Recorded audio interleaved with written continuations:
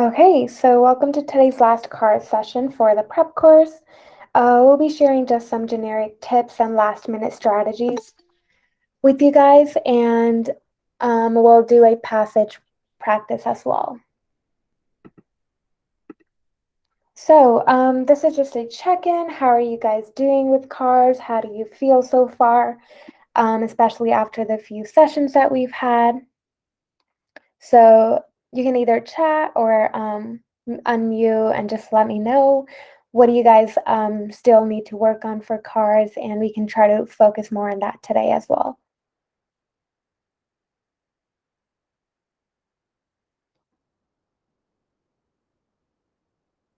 Do you guys have trouble with timing or okay, someone said this is the first card session that they're joining. Okay, welcome. Awesome.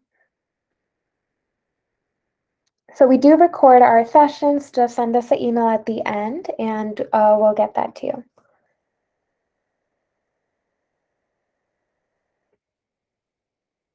Okay, any other comments about cards before we dive into strategies?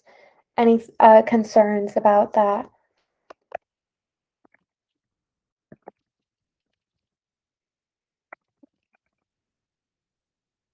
Okay, if not, I'm just going to go over some of the strategies that we've been emphasizing this whole time.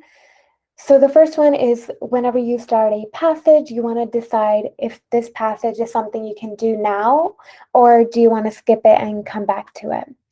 So that really just emphasizes like working on your strengths. And if you know, like, oh, history passages are not my thing, maybe you want to save that passage for last when you've done all the other ones and feel confident doing those. So that's just like the first tip. And you can find that out by just skimming the title, looking at the first few sentences. And if you can't really understand what it's trying to talk about, just go ahead and mark for review and skip that passage. If you do decide that you want to do this passage, these are just some strategies that I like to follow. So if they don't work for you, you don't have to use them. Just do whatever feels comfortable for you. But for me, I like to preview the questions just because that shows me where to read the passage more carefully. And then I kind of expect what the questions are going to ask as well. Some people don't like that just because then they don't end up reading the whole passage. But if it works for you, you can do that.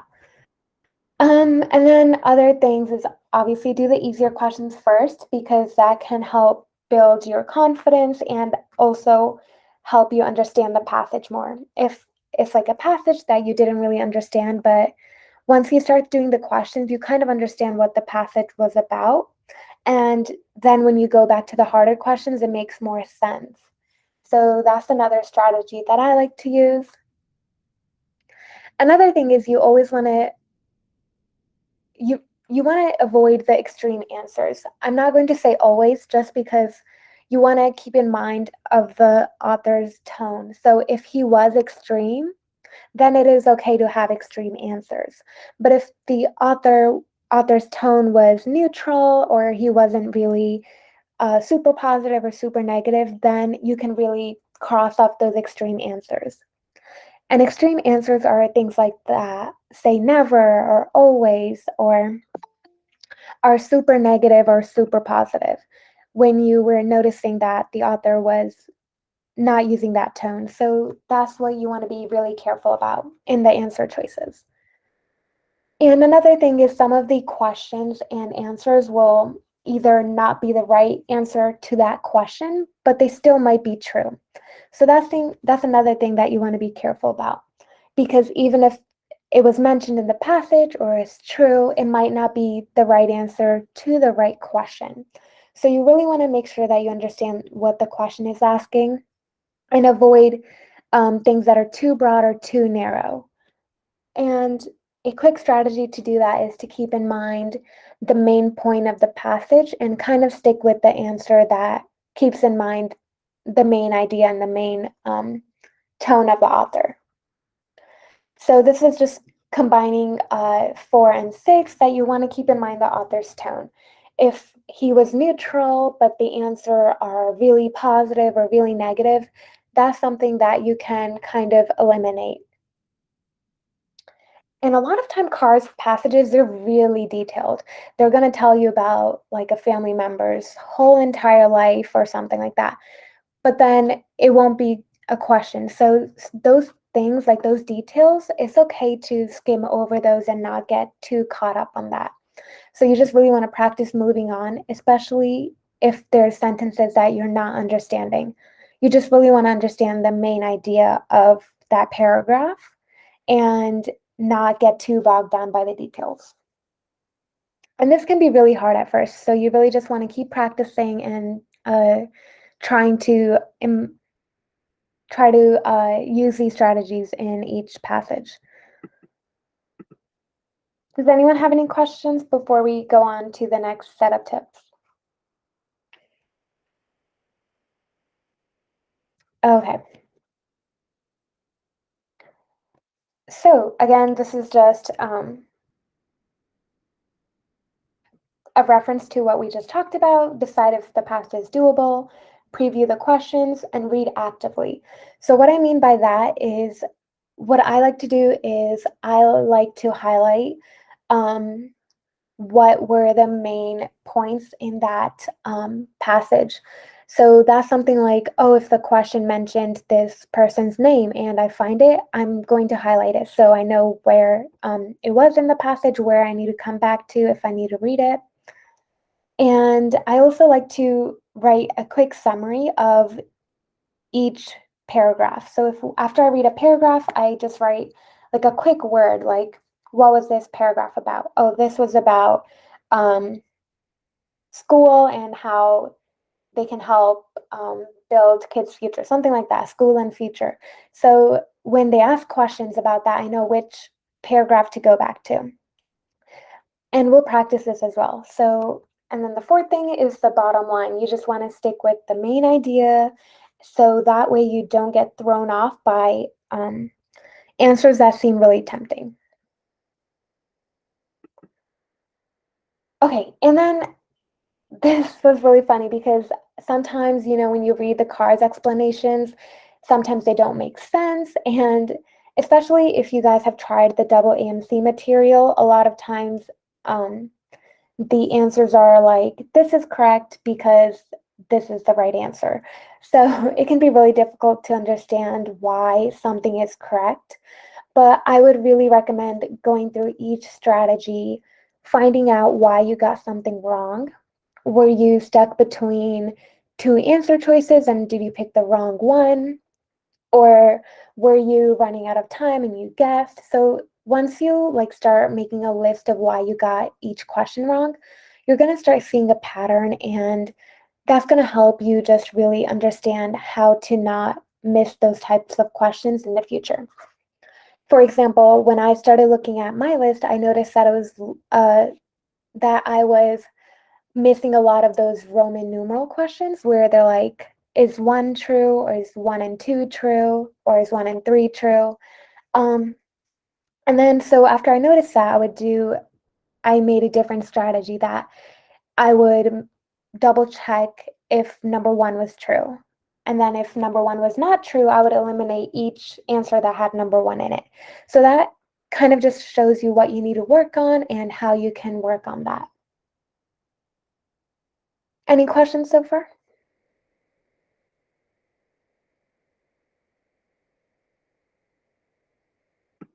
Okay. So today what we're really going to dive into is the process of elimination. And this can really help if you are stuck between some answer choices and just really need help on understanding why you missed a question. So I think process of elimination is definitely key, especially when it comes to cars. And it's definitely useful in other sections as well.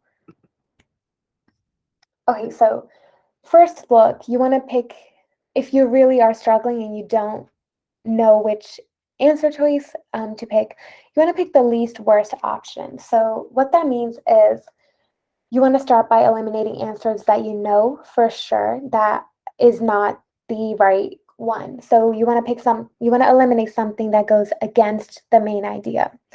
So if the author was saying libraries are good and the answer choice says eliminate libraries, you know for sure that answer is not going to be the right thing. So that's what that means by eliminate answers that go against the main idea.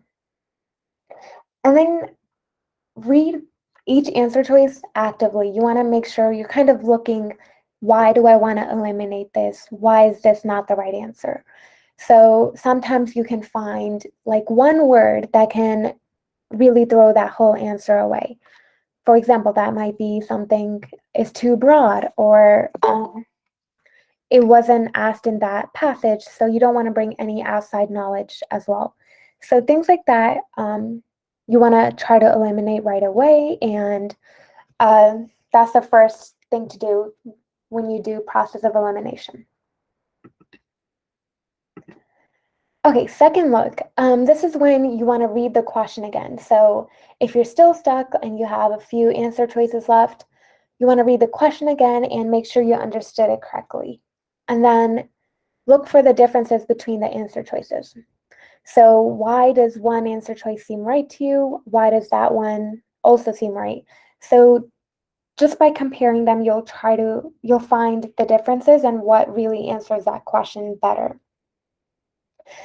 And then you want to, if you still don't know after using that strategy, you want to go back to the passage and try to look for specific information that can help you rule out some answers. And that's why it's really helpful to just have those summary words in each paragraph so you know which paragraph to go to, so you don't have to keep rereading each paragraph and try to find where the answer might be. And then look for attractors. This is the same thing, like something might be tempting, but you want to make sure you understand why that is either the wrong answer or why that's not answering the question. So you just really want to be careful about this and kind of treat it like a game and try your best to eliminate all the answers.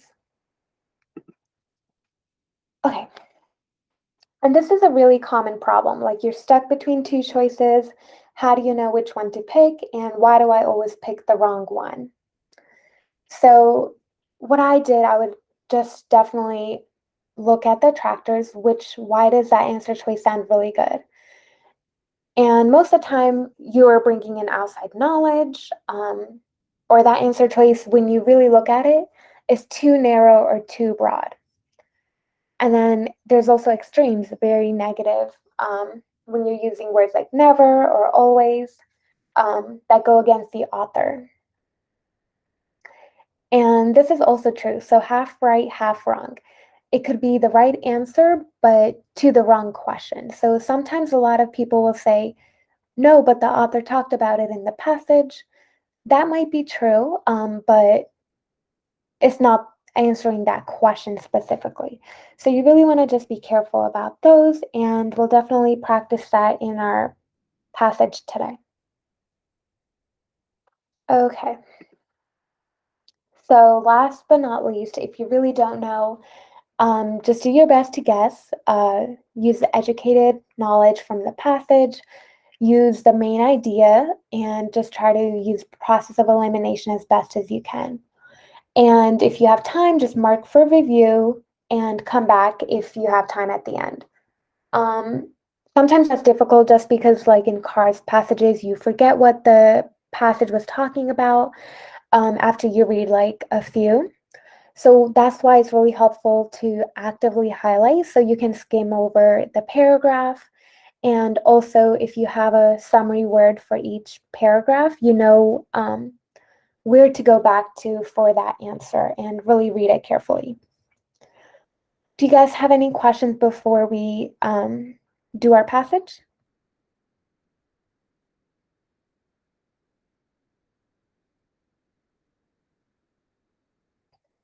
Okay, if not, we're going to give you guys a few minutes to do one passage, and then we'll go over it and let you know how to best utilize these tips and go over the passage with you. And I'm going to pass it over to Nikhil now.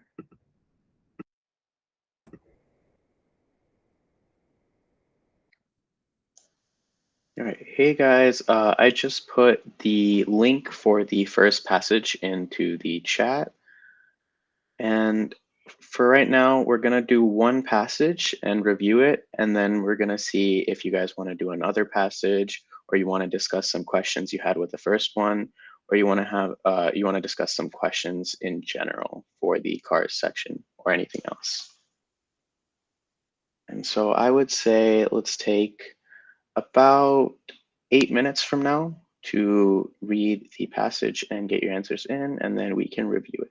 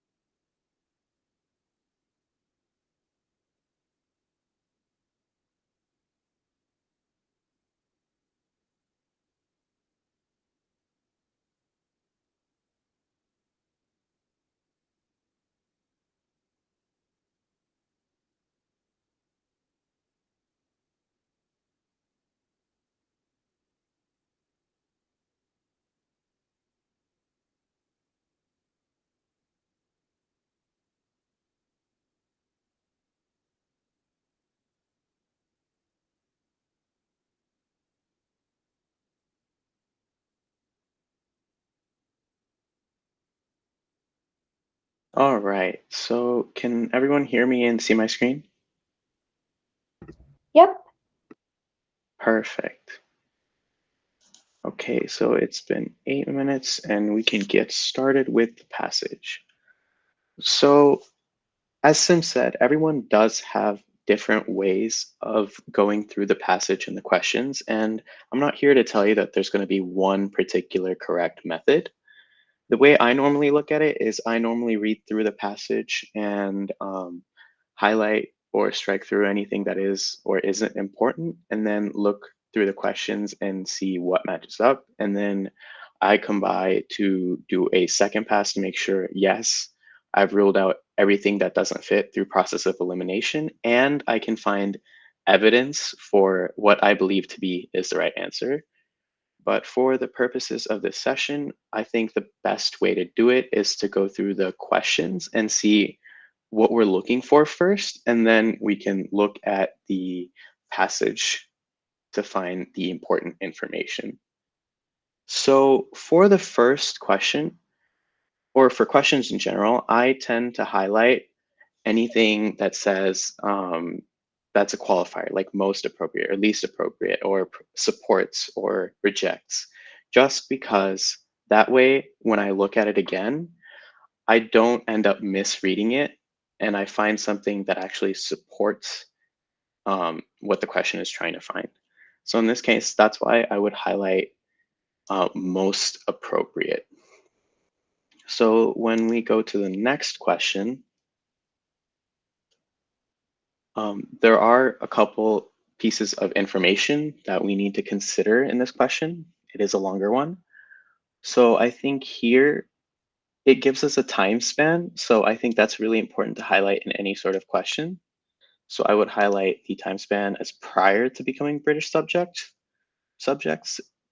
I would also highlight what the passage is trying to say. So, or the question is trying to say. So it's saying that Malays were considered brilliant administrators and traders.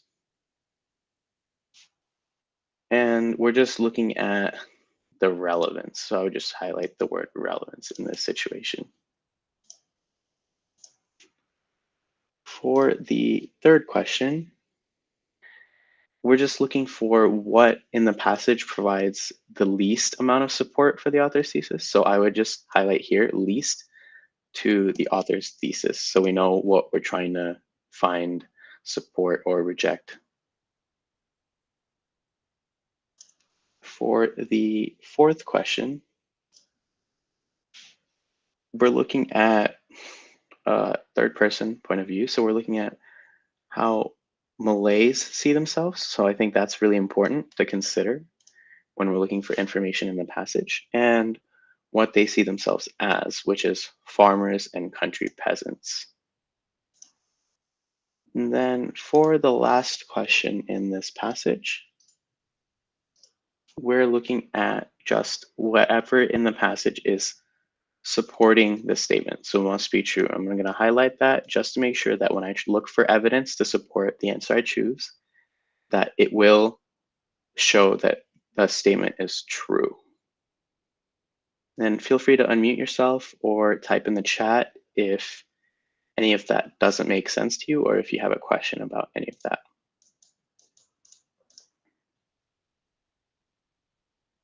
So going back to the passage and looking at the passage now, I think one of the most underrated things to notice about the passage is actually where it's from.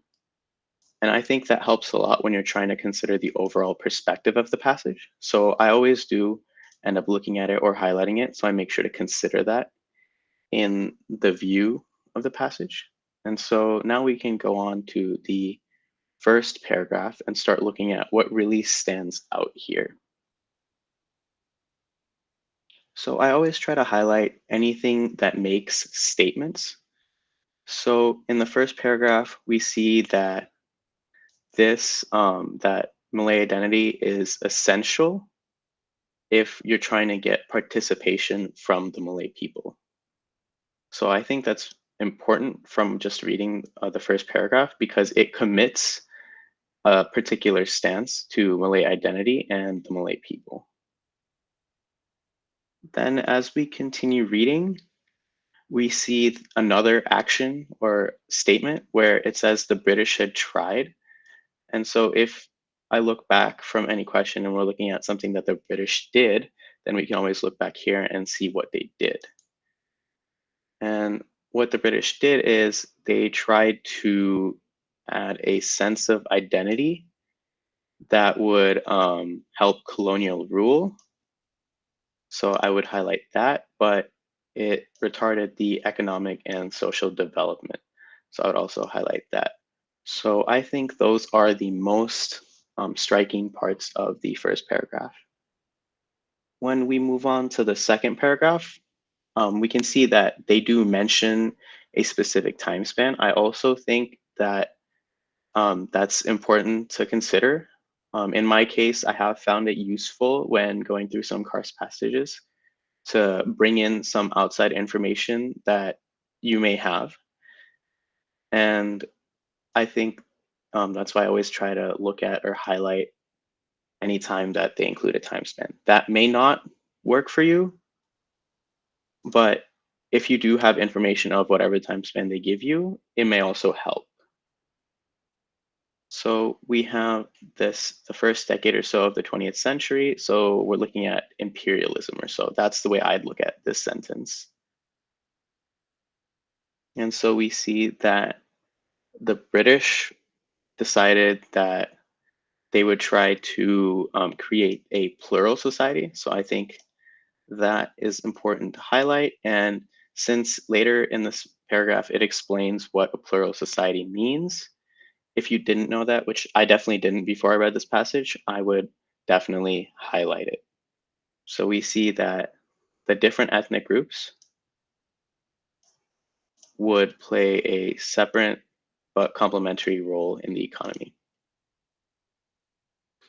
All right, then on to the third paragraph, where after looking or skimming through it, we see that it really talks about what exact role each ethnic group plays.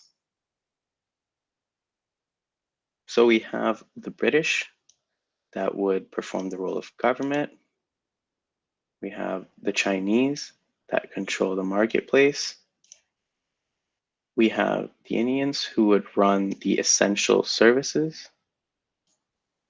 And it talks about how for the plural society to succeed, we would have to have contention from each ethnic group based on the role, and we have to have them be convinced that each niche was the natural outcome of their characteristics and traditions. So I just want to mention that I'm highlighting things not based directly on the question, but things that seem important or are committing the passage or a group mentioned in the passage to a particular perspective. So not everything that I highlight is going to be 100% relevant to each of the questions. But moving on to the fourth question, or fourth paragraph, we see that another action that the British scholars and administrators do is create stereotypes and myths to help them govern. So that seems to be important, which is known as the myth of the lazy native. And we see that the idea of the Malay as a rural people stems from these British colonizers. So I think that's really important to highlight as well. Then in the next paragraph, we see exactly what the idea of a Malay or as a rural people means. And so we see that it means that they're content with the simple pleasures of life and unfit for competitive struggle in a modern world. And we also see that it seems to have worked because they were perceived to be deferential. So looking at it in the context of the entire passage, we see that the plural society works because they were able to create these stereotypes and myths that caused people to see the Malay as rural and deferential.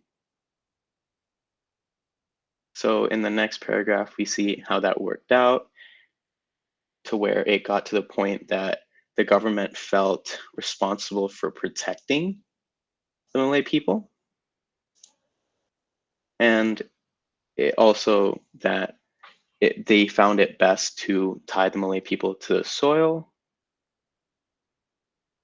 in a means to help, as we see here in this next sentence. But it also says that they, as in the Malay, assumed that they needed to be ruled as a rustic population. So we see another perspective being taken here that whoever wrote this passage, W. Watson, says that the Malay people themselves assumed that they needed to be ruled as a rustic population based on this whole perspective that the British scholars helped create.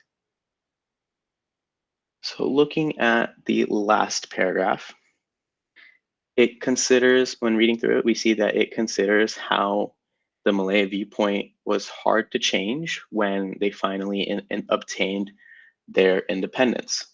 And so I think the most important part of this paragraph here is that the Malays had been educated or indoctrinated into holding certain assumptions. So we do see that in the paragraphs above, but it really all ties it together here.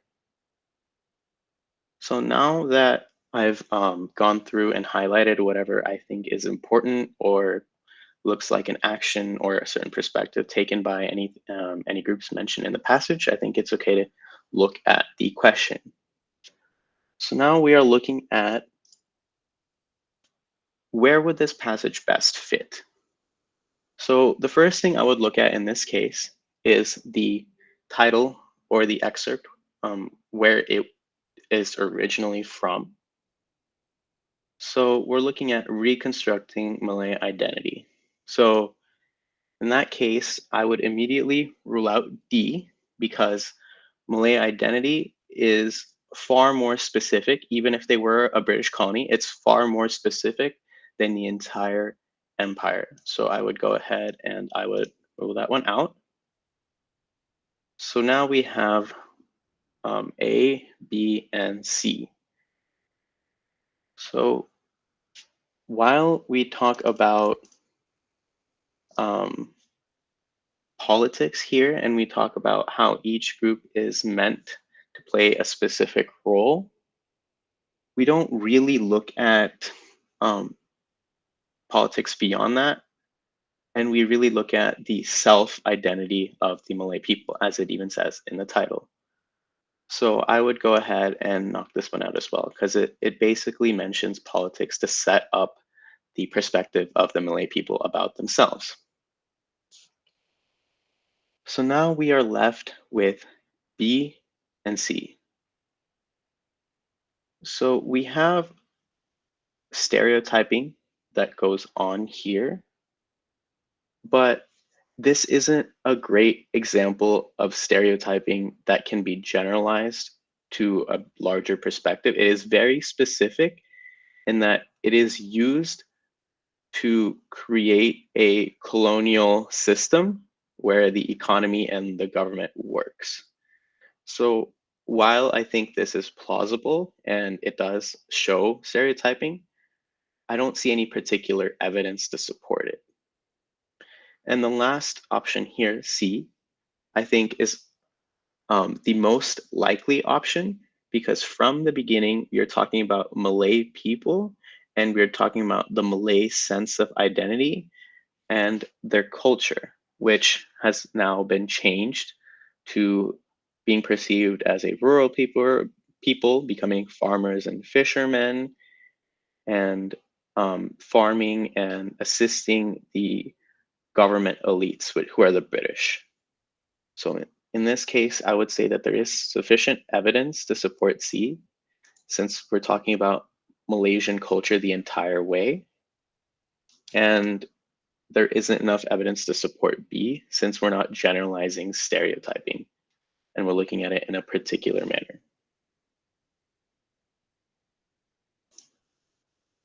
I guess I'm not logged in, but the correct answer is C.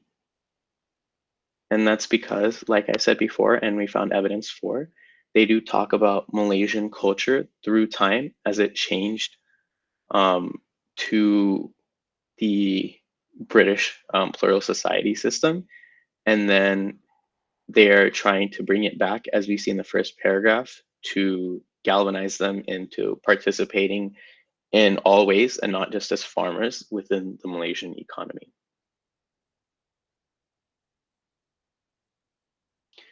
So for the second question, when we try to find support or the rejection of this argument that Malays were considered brilliant administrators and traders, so we're trying to look for anything in the passage that supports their role or their self image as brilliant administrators and traders.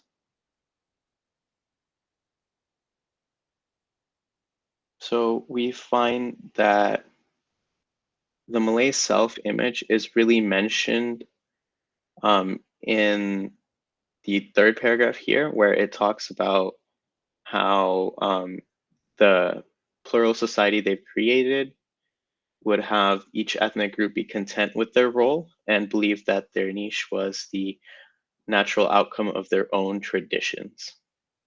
So we see here that Malay were believed to be rural people, unfitted for competitive struggle, and content with the simple pleasures of life.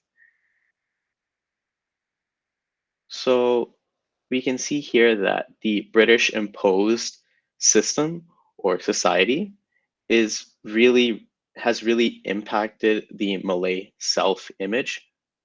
So we can look at answer choice A and say that that is incorrect because we've found evidence that directly opposes answer choice A, since we see that the British society has a large effect on their self-image.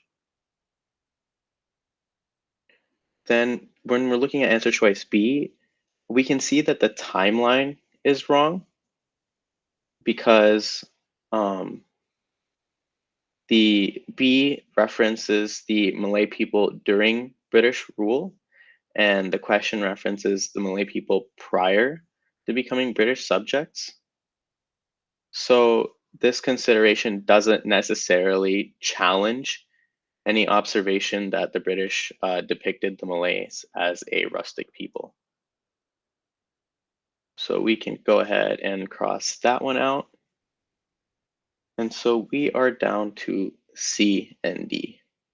When we look at C, the evidence that we found in this passage, or what we've highlighted, does definitely support that the Malay self-image was a result of colonial manipulation, because if we take the statement in the question to be true, that they were considered brilliant administrators and traders, then once the British showed up and colonized the area as a plural society, the Malay believed themselves to be content with the simple pleasures of life and unfit for competitive struggle, then we see that the colonial manipulation that the British did with the plural society had a great effect on Malay self-image. So I would say we did find support for this one, but let's also eliminate answer choice D before we move on. So for D, we can directly compare the statement in the question and the answer choice. And if Malays were considered brilliant administrators and traders, it would mean that the British shouldn't feel like they had to care for the Malays, because in the passage we talk about how the colonial government felt necessary or felt responsible to protect the Malays because they were seen as deferential and simple people. So if they were actually brilliant administrators and traders, the government wouldn't feel like they were responsible for protecting the Malays. So we can go ahead and strike this one out. And so the answer choice would be C. For the third question, so we're trying to find evidence that doesn't support the author's thesis, or it provides the least amount of support. With these questions, you could find information that either rejects the author's thesis or just doesn't support it. So we need to first look at the author's thesis. And generally, the thesis for a passage tends to be, or at least an excerpt that we find on the MCAT, tends to be either in the first and the beginning, so the first paragraph, or the last paragraph where the author ties it all together. So when we're looking at the first paragraph, we see that the paragraph implies that the Malays have a self-image that was based on the British's idea that helped them rule Malaysia, and that idea or identity had destroyed their economic and social development.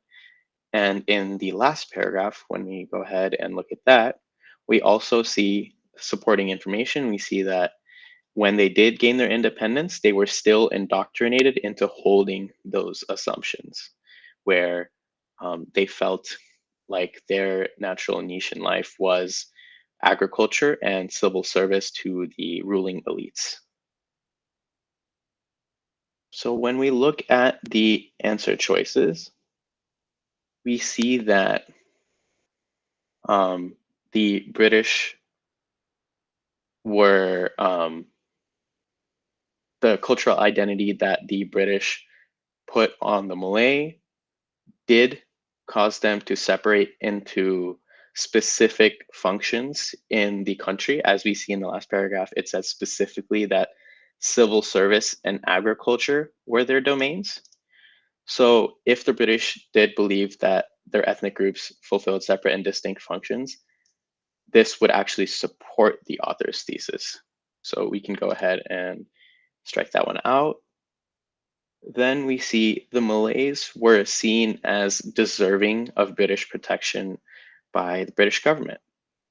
So we see actually direct support for this statement in the second to last paragraph, where we see in the eyes of the British, it was necessary for the colonial government to protect the innocent Malays. So that's word for word support for this answer choice. So we can go ahead and cross this one out since these two statements would align. Then we see that stereotyping was used as a tactic by the British government for controlling the multi-ethnic country. And we can also find direct word support for this as well, because in the, let's see, the fourth paragraph, we see that British scholars and administrators embarked on creating stereotypes and myths to help them govern the society. And I think that's pretty clear support for answer choice C.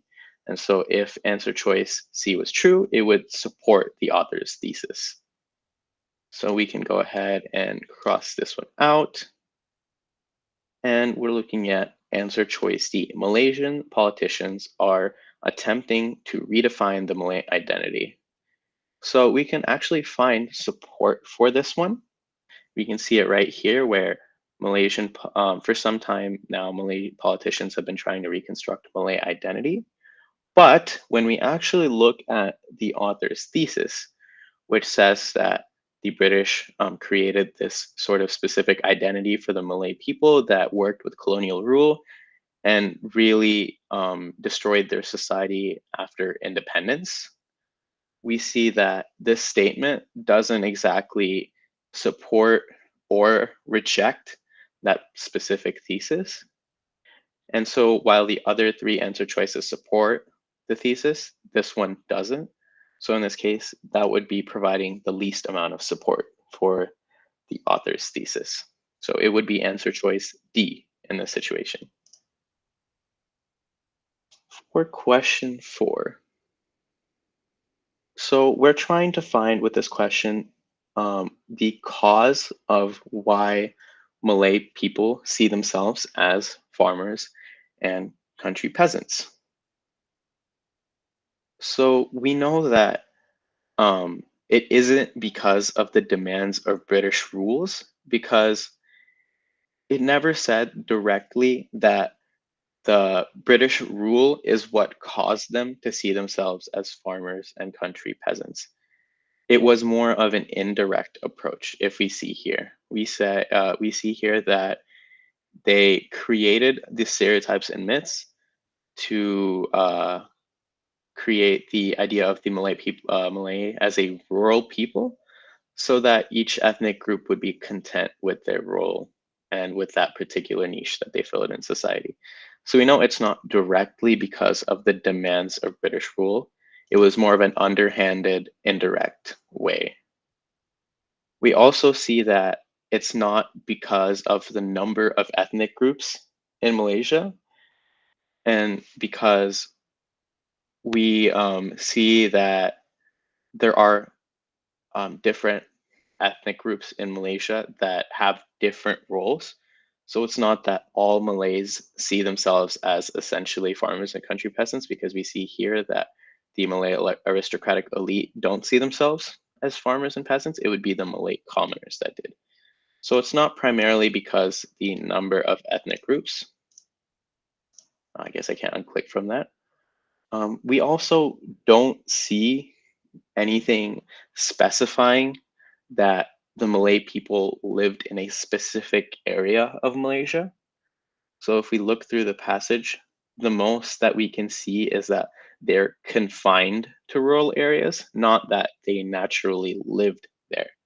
So I would say there isn't exactly any support for this one either.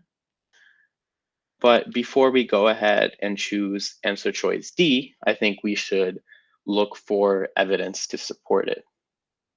So as we scroll through the passage and we looked for what we highlighted, we can see that um, the the British scholars describing or creating the myth of the Malay of a rural people caused them to be perceived as deferential, unfit for unfit for competitive struggle in a modern world. And we see that because that seemed to be in their best interest by the way that the British defined it, the Malay people themselves started to assume that they needed to be ruled as a rustic population. So to me, I think that's pretty good evidence saying the way that the British described them caused them to believe that they were only meant for being farmers and country peasants. So the answer choice I would choose here would be D. And the last question for this passage. So looking at the question, it's asking what in the passage supports one of these statements. So if we're looking at answer choice A, we don't really see too much about a formal education system in Malaysia. So scrolling through, we can see that the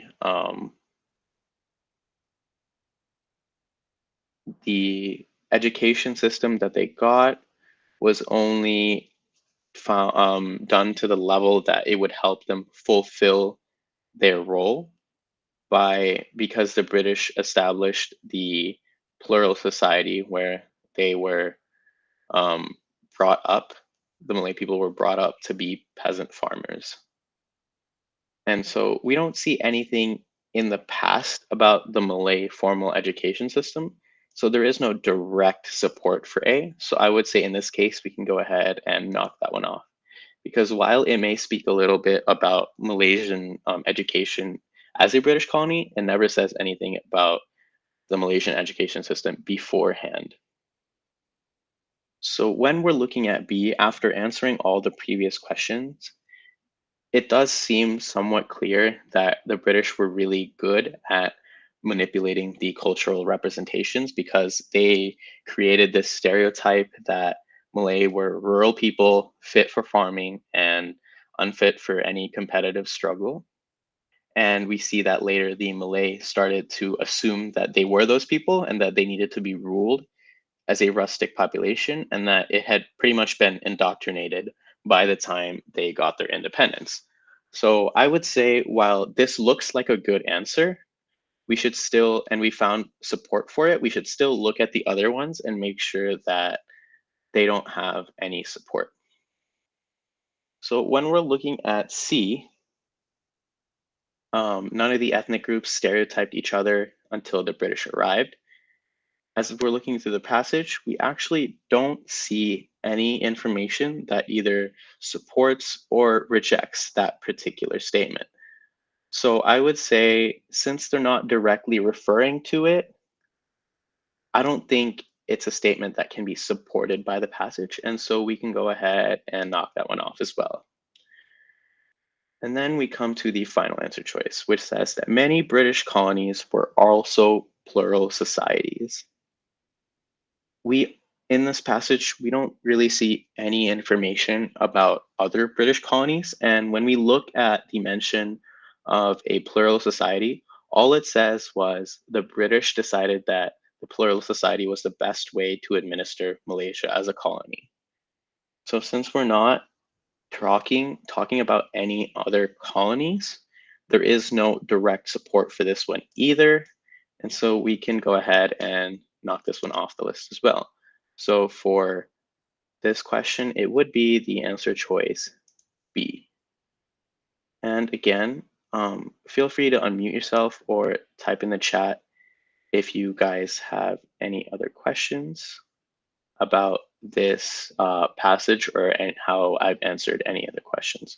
So actually looking in the chat, I see how long should one spend on reading and answering Kara's questions?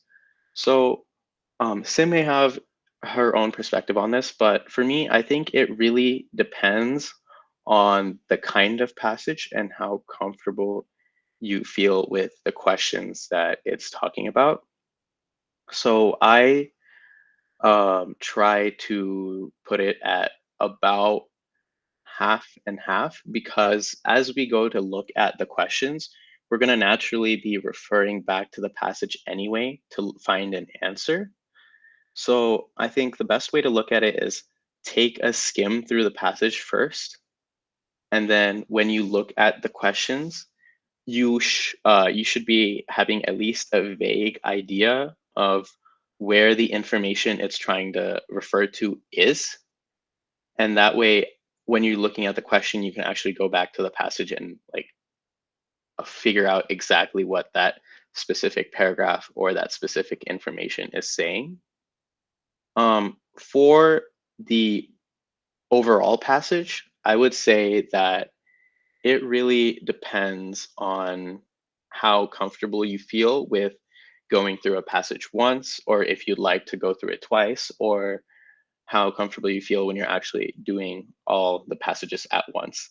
What I found is when you do passages individually, it's a lot more reasonable to think about it in terms of doing the number of questions for the passage. So in this passage, we'd have 5 questions. So we could say 5 minutes plus a couple extra. But when you do all the passages at once as the cars section, you'll see that you'll go naturally faster on some and naturally slower on the others. And it really depends on if you're trying to stick to a strict schedule and get through it once, then I would say the number of questions plus a couple minutes works just fine. But if you feel uncomfortable with a particular passage, then you could always go a little bit faster, try to get a reasonable understanding of the question and what answer choice you'd be comfortable choosing, and then come back later.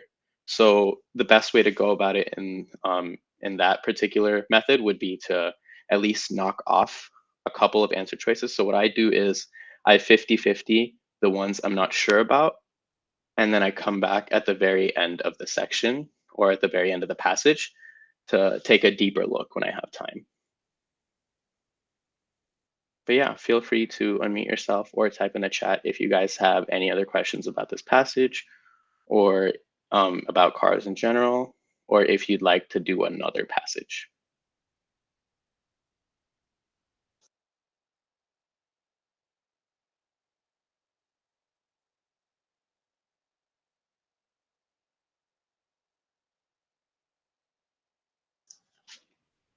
Yeah, sure. We can do another one. Hold on, let me open that up real quick. But I'm going to be going a little bit more quickly through this one because it is 7 o'clock, or for me, it's 7 p.m.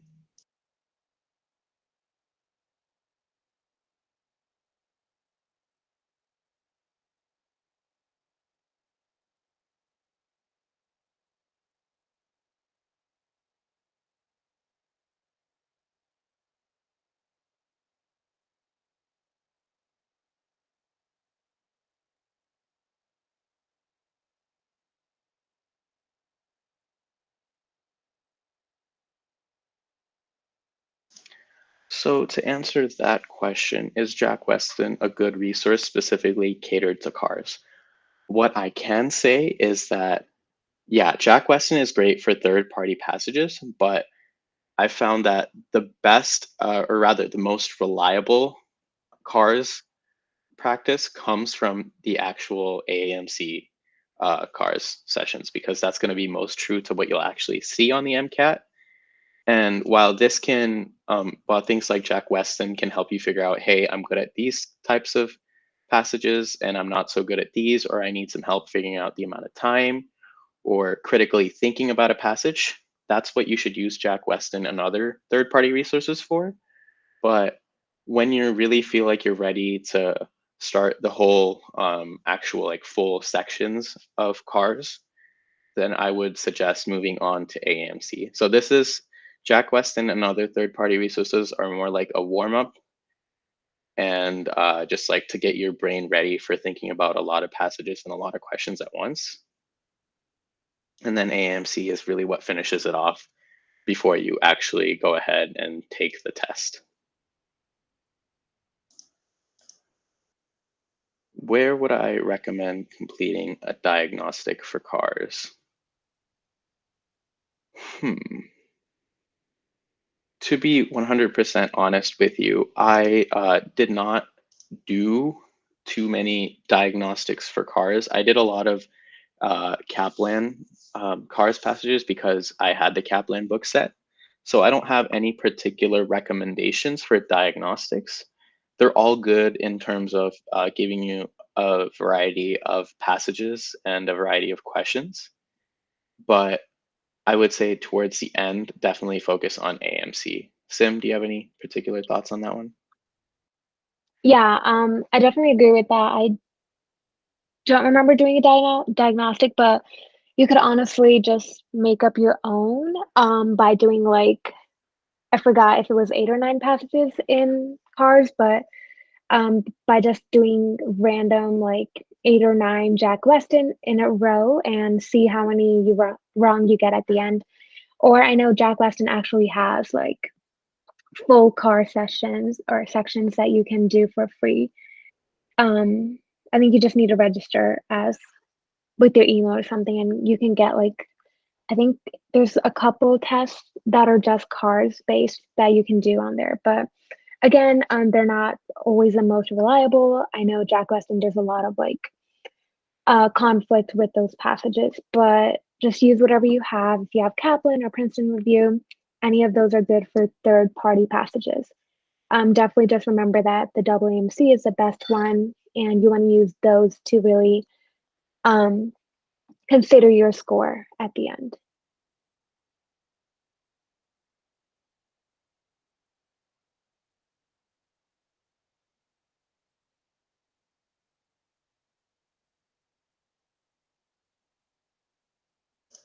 All right, so for the second passage, I'm just gonna go ahead and go through it as quickly as I can while still trying to give a comprehensive like understanding of how to look at the question, just because we're a little late on time.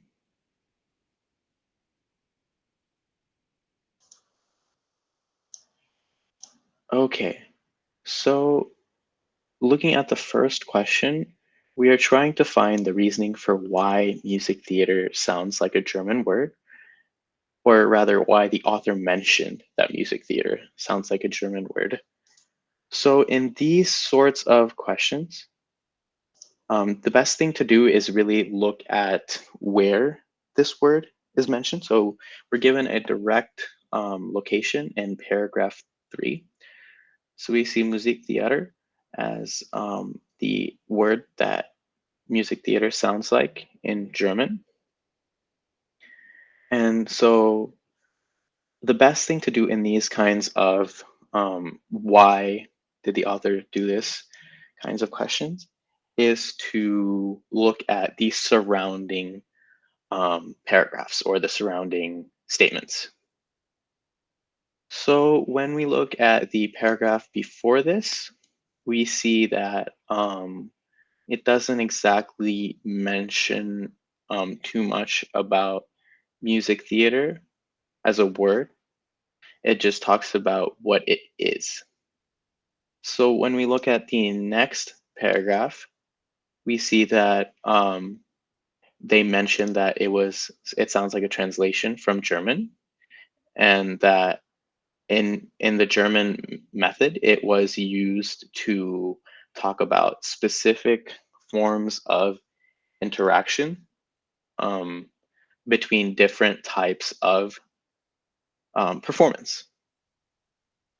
And we see in the later statement is that that these performances did not belong specifically to one location as the Opera House or Broadway Theater, and that it is a lot more broad that and is not confined to one specific type of performance. So when we look at the answer choices, we see that we don't really notice any support for why not everyone believes in the definition of music theater. In fact, we see that there is a pretty specific definition and that it encompasses stranger works than what is specifically confined to one type of performance. So I would say go ahead and strike this one out. Then we see for B um, why music theater is associated with experimental music. So we see in the paragraph that they do mention from the original German translation, it is um, associated with experimental forms of interaction between the concert stage, which is one type of performance, and theater, which is another type of performance. So I would say we have found support for this one, but we should still look at the other answer choices. So we talk about, for the third answer choice, we see why an argument for why music theater is primarily a Western creation. So in the second paragraph, when we look back, we see that music theater has created a or is a restitching of a multitude of or of a composition of theater and music. And we see that theater itself has expanded, performance art has expanded, and new music has actually absorbed non-Western influences.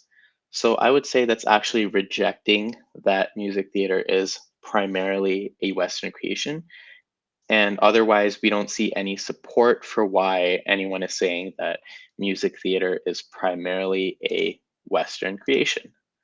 So I would say we can go ahead and knock this one out as well. Then if we look through the passage, and I apologize, but I'm trying to go through this passage quickly, so you guys don't have a super long recording to look through. We don't see any specific claims that music theater references musicals or operas. We actually see that music theater encompasses experimental or stranger performances than a traditional performance that fits cleanly into musicals or operas. But that's not why they referenced music theater sounding like a German word, because they were trying to explain the terminological confusion. So I would go ahead and knock this one out. I can't click buttons apparently, and go with answer choice B. All right, for the next one. So we're trying to find the type of artists that make music theater. So, and I'm going to try to look through these passages or these paragraphs as quickly as possible to find the support or lack of support for such an explanation. So,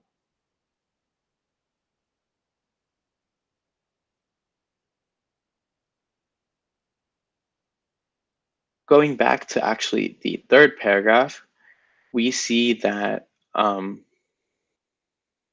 the artist or music theater is actually used to talk about experimental forms of interaction and stranger material than what belongs in traditional music, like the opera house, the Broadway theater, or the traditional concert stage. So in this case, I would really I would really focus on anti-traditionalists because it says that the people that perform music theater or compose music theater are trying to move beyond a specific type of performance and trying to encompass um, an interaction between the various types and strange material. So I would go with answer choice C because when we look through the passage, we don't really see anything about specific composers who are, as they put it, painterly, and we don't see any specific link with technology in terms of music theater, and we don't see any reference to polyphonic musicians being very prominent in music theater. Just that music theater is actually explaining the types of music that is created as an interaction between various types of performance. So in that case, I would go with answer choice C. And then for question 3, we are looking at a characteristic of many operas. So if you were to rush through a passage, this would probably be the way I would do it. I would look at the question and try to find the locations in the passage where things that are mentioned in the question, like many operas, are indicated. So I'd highlight that and I would look for where I can find opera. So we see opera here.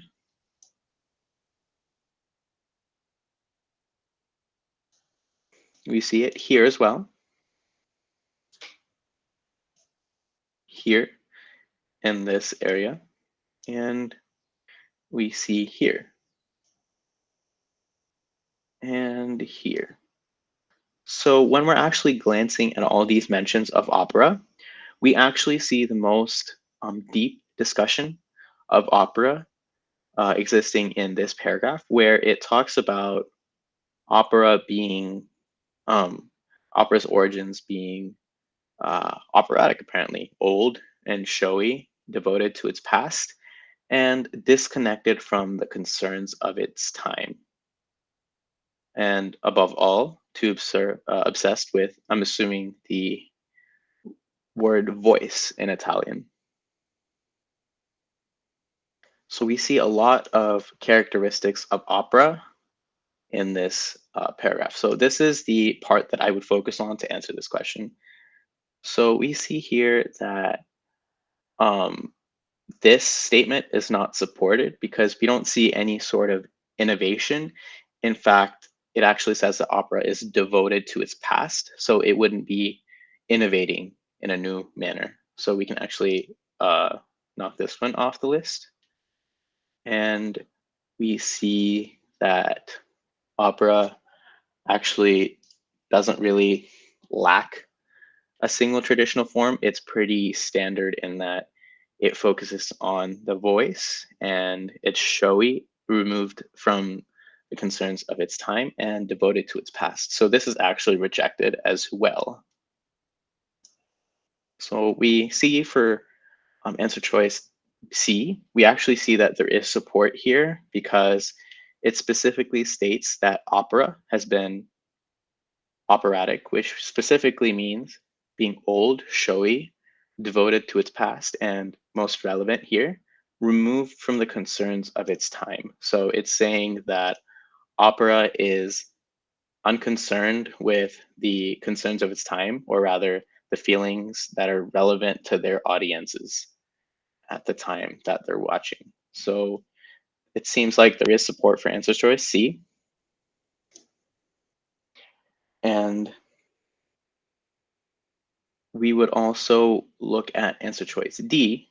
And while opera does mention that it is aristocratic, so accessible to the wealthy, it also mentions that opera is extremely popular and bogged down in the status quo, which means that it is also accessible to the greater masses, which is why answer choice D would not be correct in this manner or in this question.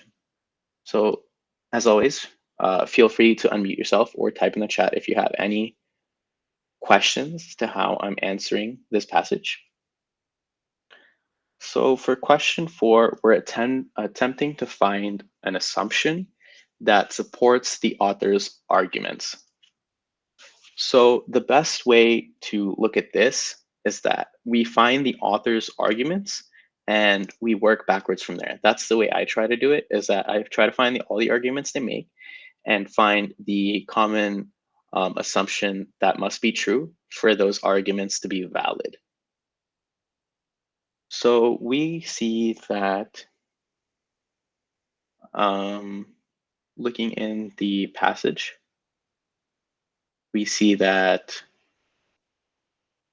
music opera or music theater encompasses the experimental forms of interaction and includes stranger material than belongs in those um, specific traditional performances like opera and concert stage.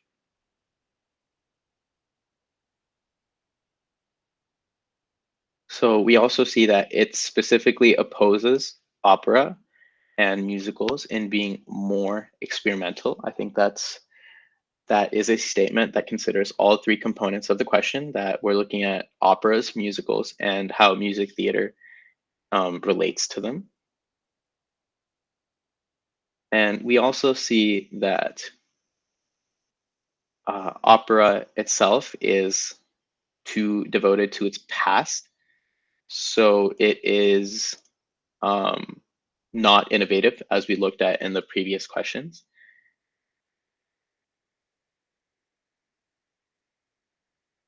And so that seems to be the arguments it makes, in that opera and musicals seem to be very traditional, and music theater is different from both of those in that it is more experimental and interacts between these specific traditional paths and includes stranger materials. So when we look at the answer choices, we see that all the evidence or the statements we found support the assumption that operas and musicals don't innovate, and that's why music theater represents an entirely new form of performance where there is a lot of interaction between the two. So I would say we've found support for B, but we should also reject the other answer choices. So when we look through the passage and we're looking for operas and musicals, we don't see that operas or musicals are cutting edge performances. It doesn't exactly say that. It just mentions that opera is very popular. And in addition, if this were true, it wouldn't be it wouldn't support the author's thesis. Rather, it would reject the author's thesis, because the author states that music theater is different from opera or traditional musicals because it is more experimental and more with the feeling of the audience and with the concerns of its time. So A would definitely be false, because that would weaken the author's thesis. We don't see actually any timeline for experimental performances not being present before opera or musicals. It's just that music theater became a very popular way to describe these experimental forms of interactions because opera and musicals stayed traditional and didn't innovate. So this would actually also be false. And if it were true, it wouldn't support the author's thesis or analysis in any way. And in answer choice D, we actually see that when we're looking at the last paragraph, we actually see that opera and musicals are only similar in that they are looked at as the conjunction of popular and high art. And otherwise, it doesn't really mention any sort of similarities between opera and musicals when we're looking through the passage. So we can say that this isn't something that the author is trying to state or even imply. So in this question, we would go with the answer choice B. And for the last question in this passage,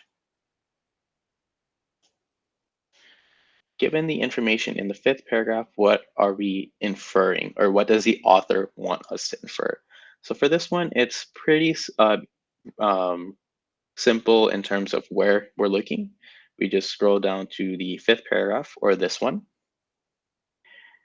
So reading this paragraph, we see that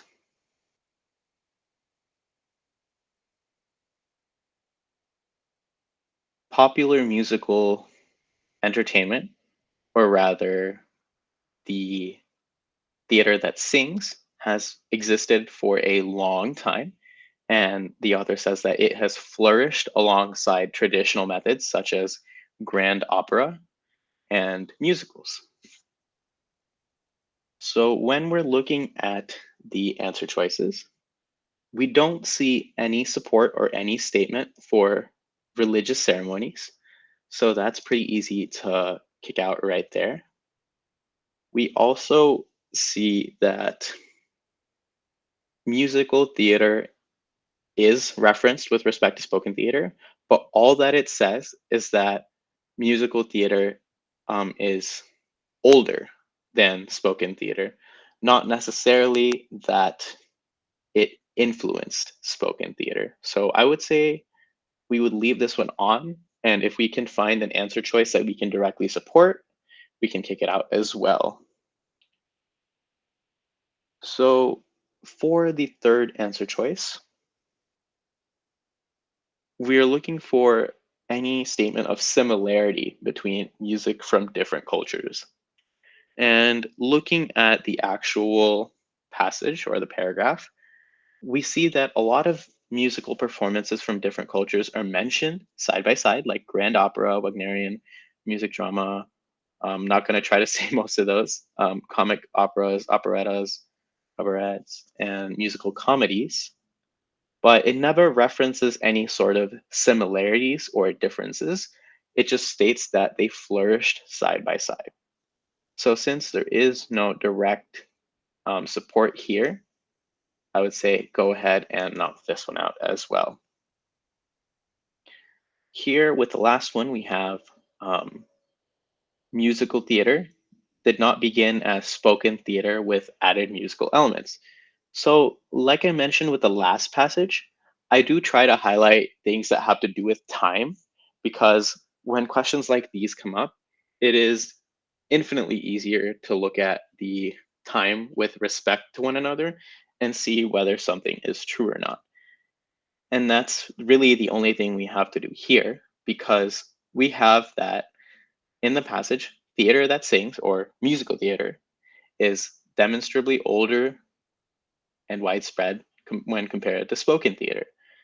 And so this statement would be supported by the passage because here it is saying that musical theater did not begin as spoken theater with added musical elements. And since we see in the passage that musical theater is older than spoken theater, it can't begin as a development of spoken theater. So we did find direct support for this answer choice.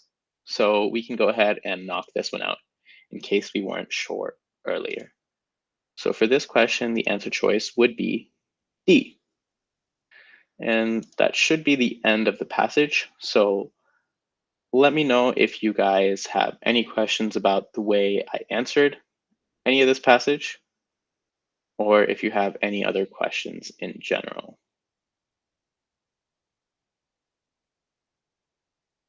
Yeah, no worries. I'm glad it helped, and I hope it helps you start up your journey towards doing well on cars and the MCAT in general. But if there are no other questions, I will go ahead and uh, stop the recording and end the meeting. So I hope you guys have a great rest of your day or night, depending on where you are, and good luck.